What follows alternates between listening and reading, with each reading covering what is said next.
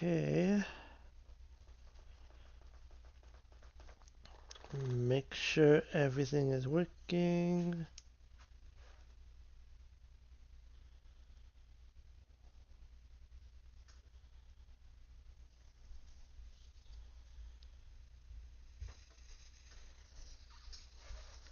Well, it's Monday on the show. Well, it's Monday on the show. And it's time for the AEW Redemption Review. First ever pay-per-view. Redemption pay-per-view. And it was in Montreal, Quebec, Canada. I still gotta do a top 5, and then I still technically gotta do a SmackDown review, so let's get right into this one. There's a fly buzzing in here. Um, it started a little bit earlier. It was still long, but it's Sunday, and you want to know what that means. It was time for the six-way ladder match to determine the number one contender for the AEW International Championship. Jack Perry, Beast Motors, Commander, Speedball Mike Bailey, Nick Wayne, and El Clone.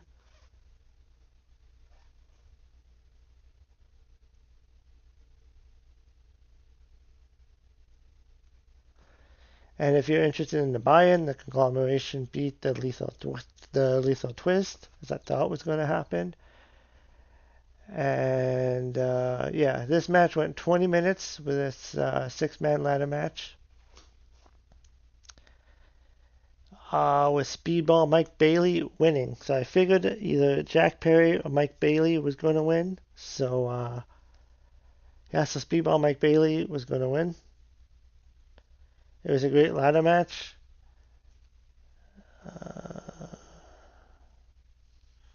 There was a lot of spots, a lot of flips, as you will expect in an AEW match.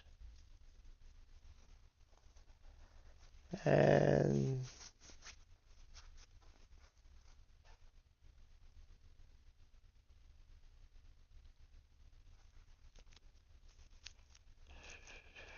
then Will Ospreay and Jon Moxley versus the Young Bucks, Matt and Nick Jackson. And Matt and Nick Jackson won this match. I thought the Death Riders were going to win. This match went 20 minutes. This is a very good match. It was an entertaining match that told a story. Nick Jackson was selling the head injury. Moxley had him finish with 3 finishing moves in a row, and then Moxley did an attempt to pin. Will stopped Moxley from using a chair, and the Bucks capitalized to win. That means Moxley could be mad at Will for stopping him for using the chair. The Young Bucks will win to set them up for a tag team match at All In, and now they got the big win to likely set that match up. Next was Kyle Fletcher and Bandito.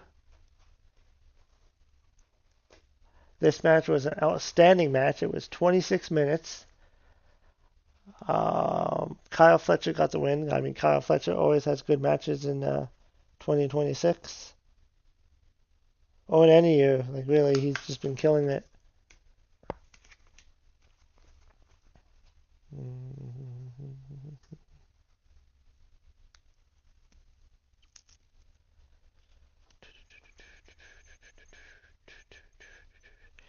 And I don't think anybody expected Bandito to win because Kyle Fletcher just had the title. But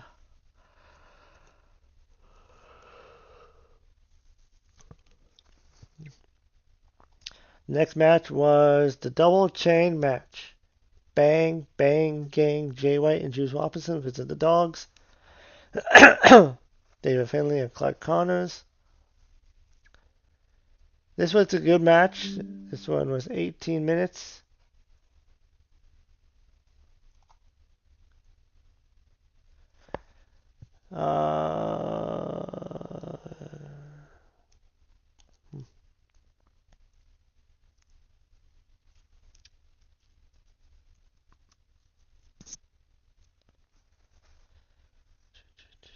And then Will Ospreay was Interviewed by Renee Paquette, who mentioned Nick Jackson was questionable throughout the match.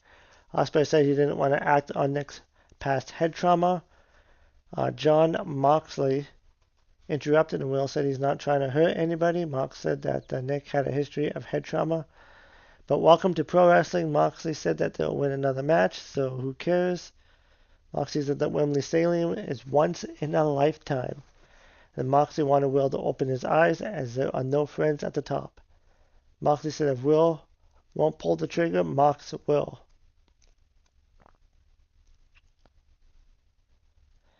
TBS Championship title match. Hikaru Shida versus Maya World.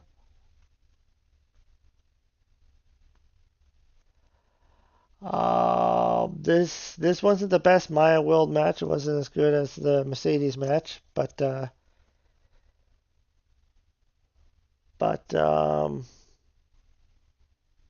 yeah, it was a 17-minute match, and Maya World got the win.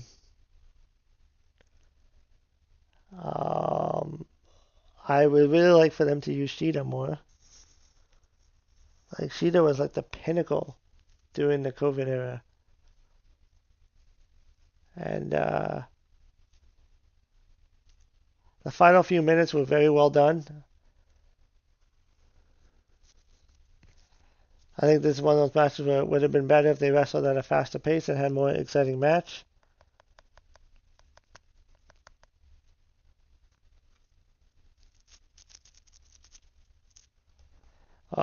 Yeah, I wish there was more of a story involved in this match, but regardless, I mean, Shida didn't have the title long, but Maya World's a new TBS champion, and we'll see we'll see where she goes from there.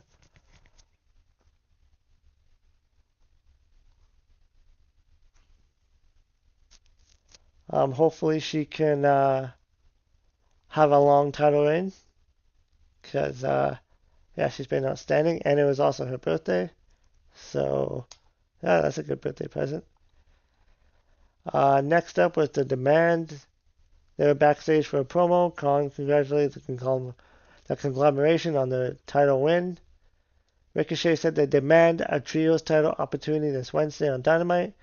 They spoke about demands, and Tower Young yelled, if you don't follow their demand, you get put down. And then it was Adam Copeland and Cage versus Death Riders, Pac and Claudio.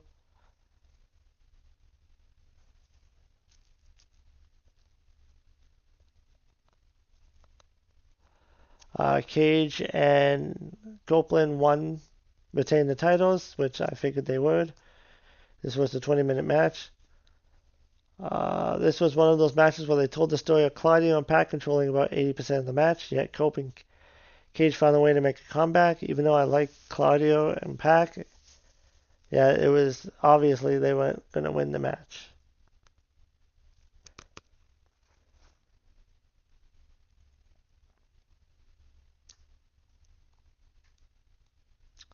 And then Matt and Nick Jackson went to the ring to join Cope and Cage. They had a stare down. A graphic was showing, letting us know it's been made. Cope and Cage versus the Young Bucks at All in London. Cope shook hands with the Young Bucks, but Cage didn't shake their hands because Cage is a jerk like that.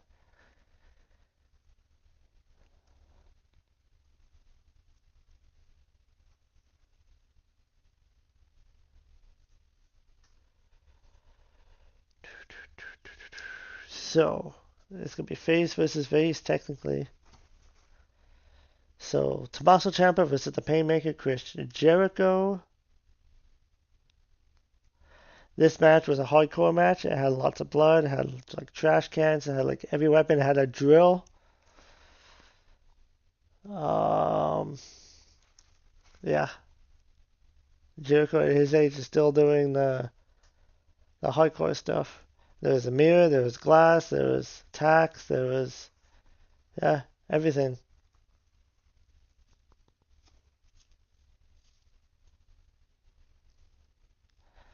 Chris Jericho got the win. So that's like his second feud he won now.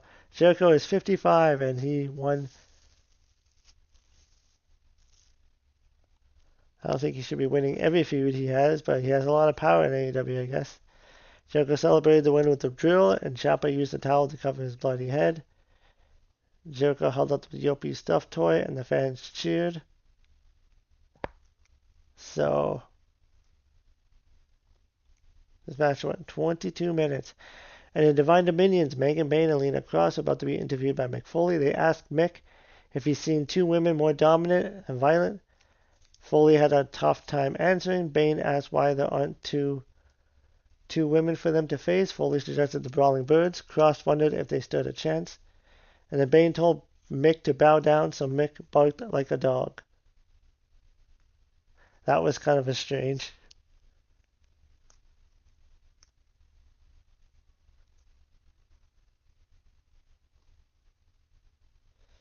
And the next was Mark Davis versus Andrade.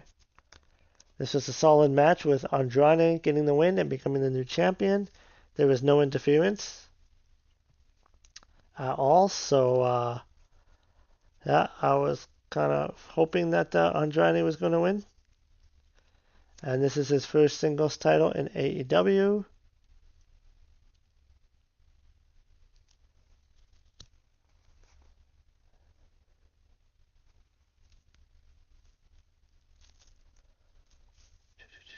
And his B-Ball Mike Bailey was interviewed by Lexi Blair. Bailey said he's going to get his AEW International title match on August 5th on Dynamite. Bailey said he's going one-on-one against Kyle Fletcher. After tonight, he's feeling really lucky. And that match itself would probably be good. Yeah. Next match is Tekla and Willow Nightingale. This match went 17 minutes, and I'm going to be a bit biased here, but I like this match. Two of my favorites going at it. And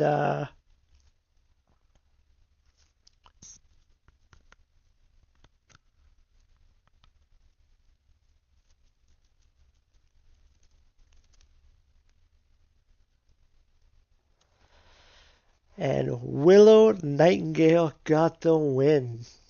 I was happy for this 17 minutes match because one thing I won't be happy for if she loses the title at All In to Mercedes right away. Willow did a backslide pin for the 3 count, a competitive match between two talented women. You don't see a backslide win a lot of titles, but it was a way to show that it was a close matchup and that Willow barely beat Tekla for the win. But where does Tekla go from here now?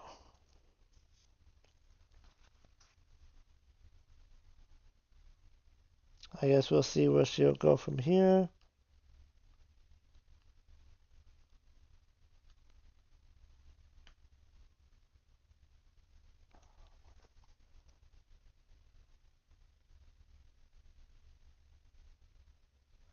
And then the conglomeration celebrated, and then Mercedes Monet was shown watching from a skybox, staring at Mercedes.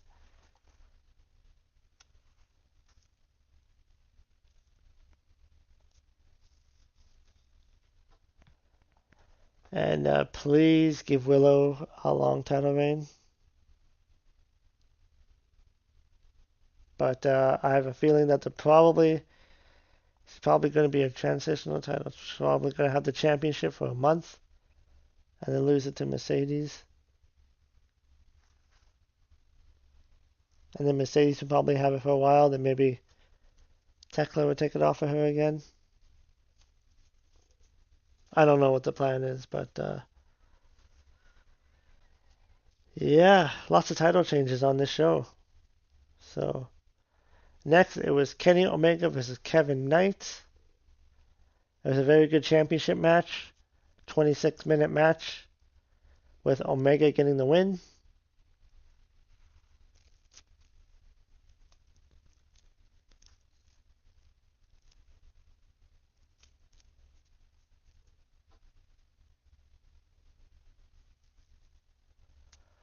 And then after the match, Kenny celebrated the championship. The Death Riders came out, beat up Omega. The Young Bucks tried to save Omega, but they were not helpful. John and Marina were at ringside. Claudio put a chair on Omega's neck, so Will Ospreay went in the ring to plead with the Death Riders. Ospreay said he wanted the Death Riders to get out of there. Claudio tried to stomp on the chair that was on Omega, so Will knocked down Claudio with a shoulder tackle. Will got the steel chair, and the announcers mentioned Will wanted to do this on his own terms. Mox went into the ring to try to reason with Ospreay. Will gave Moxley the chair, and Moxley tossed it out of the ring. Mox had a plastic bag and wanted Will to put it on Omega. Will thought about putting the bag on Omega, but then he stopped himself and ripped up the bag. Will decked Moxley with an elbow.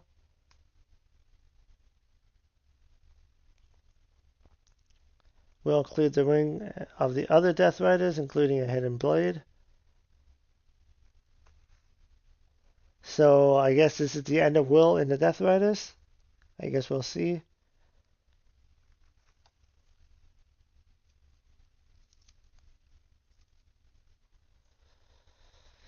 But yeah, that was AEW Redemption. It was a strong wrestling show, lots of good matches. It was a long one, but we got there.